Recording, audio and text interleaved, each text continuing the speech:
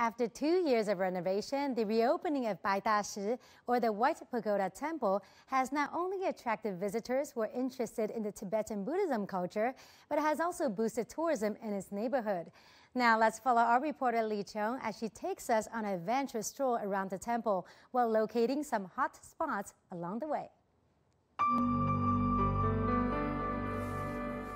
Once the city's highest structure at more than 35 meters high, the White Pagoda stands as witness to historic changes in the Chinese capital in the past over 700 years.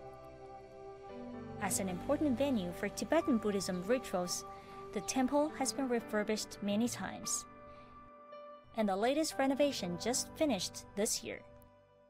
I'm now right at the gate of the White Pagoda Temple.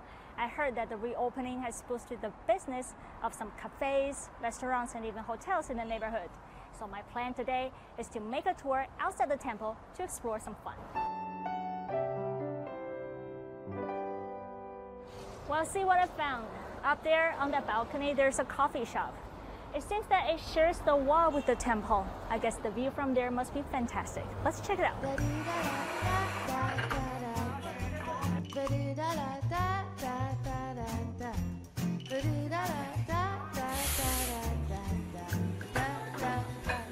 A hidden gem set in the history-entrenched hutongs, the unique location of the Lotus Cafe has made it a popular destination for coffee lovers. At times, it's hard to find an empty table, especially on weekends. Coffee aside, the biggest reason to come to this coffee shop is this breathtaking view from its balcony. See, the White Pagoda is right in front of us. The current White Pagoda Temple is only a small part of the original site. The place where our cafe is located should have been part of the temple. When we came here 5 years ago, it was an old, poorly run supermarket in some disrepair. We weren't optimistic about the site until we went up to the 3rd floor and saw this beautiful view. Then we decided to start our business here. It later proved that was the right choice. Most of the visitors pose for photos on the balcony, with a pagoda looming in the background. Yes, a very good vantage point. But it's not the only one. This is the other side of the temple, and the alley, we call it hutong, leads to the residential area. From here, we are also able to take wonderful pictures for free.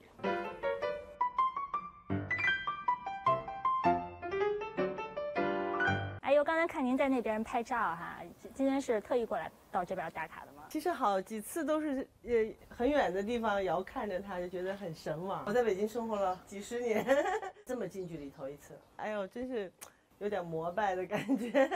这附近好像修缮了一下，就是它这个墙又重新刷了。没错，特别适合拍照。这红白墙这个反差，就是给游人其实会多一些灵感吧。The White Pagoda and red painted walls are aspects of traditional Chinese architecture. Every day from dawn to dusk, the charm of the scenery varies with the change in light. Walking or riding a bicycle through the ancient alleys is also a treat. Sometimes the casual journey brings surprises. After 2 minutes cycling from the temple, I found this hotel, Z-Max. It's not obvious, actually. Okay, this is like the residence of a well-off family in the ancient times. Featuring more than 400-year-old tiles, traditional courtyard culture, and elements of Suzhou gardening art. The newly opened hotel has garnered attention.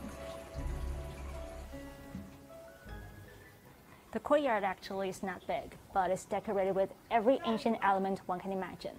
Just like this pavilion. Actually, this is half a pavilion. So if you're interested in what life was like here in Beijing a few hundred years ago, probably staying here for some time is a good idea. The place used to be a typical courtyard, which fell into disrepair. Renovation has taken more than a year. 因为四合院嘛，讲究的就是这种 In the design of the courtyard, we mostly adopted elements of traditional Chinese architecture, such as the pavilion and the corridor. The interior decoration of the guest rooms is a combination of tradition and modernity, given priority to Zen style. Most of our customers are tourists in their 30s and 40s who are knowledgeable about traditional Chinese culture and would like to experience the ancient life in the capital city. Despite Beijing's hustle and bustle, the preserved area is an oasis of quiet and tranquility. It has added glamour to ancient cultural heritage, giving tourism in the neighborhood a big boost, and the White Pagoda a new lease on life.